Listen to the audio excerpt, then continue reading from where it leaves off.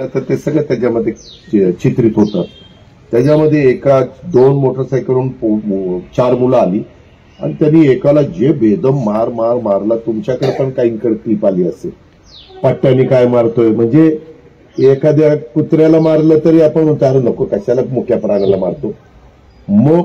मरुस तर मारलं त्याला लाथा काय मारत होते, फुटबॉल कसा खेळावा तसं लाथा बोकल्या मारत चाललं होतं.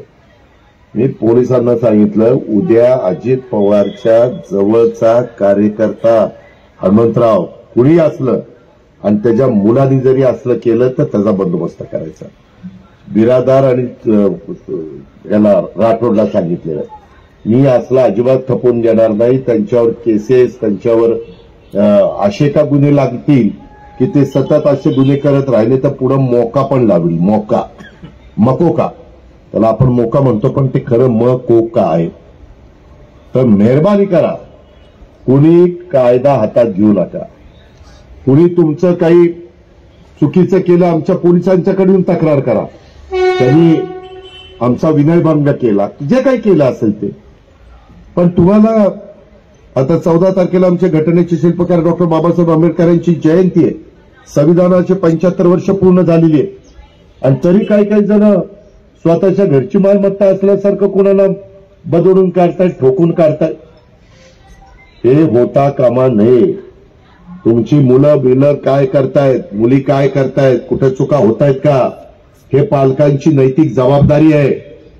ती पालकांनी पार पाडावी, भावंडांनी पार पाडावी, नातेवाईकांनी पार पाडावी. ह्याची नोंद कृपा करून सगळ्यांनी घ्यावी. आणि मला तिकडे फोन येतात मुंबईत, जाऊ दे दादा ते चुकलं, एकदा पोटात घ्या. यार पोट फुटायला लागलं काय, पोटात घ्या काही सांगतात. सांगणाऱ्याला पण लाज लज्जा शरम कशी वाटत नाही की एवढं त्याला बेदम मारलं. त्याला काय शिक्षा कठोर झाल्याशिवाय लोकांना त्याची किंमत कळत नाही.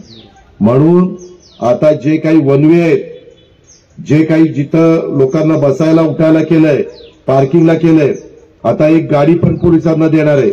कुठं टू व्हीलर चुकीच्या ठिकाणी लागली की ती गाडी क्रेनने उचलायची, जप्तच आत्ताच सांगितलंय कलेक्टरला. आणि पोलिसांनी पण लक्ष द्यायचं. आता पण मगाशी येताना रेमांडच्या पलीकडे गार्डन आहे, तिथं काहीतरी दुपारी काही जण वेगळ्या पद्धतीच्या गोष्टी करतायत. असं नाही चालणार. सगळ्यांना नियम सारखा. याची नोंद आमच्या पोलीस विभागाने घ्यावी, माझ्या कार्यकर्त्यांनी घ्यावी, माझ्या वडीलधाऱ्यांनी घ्यावी.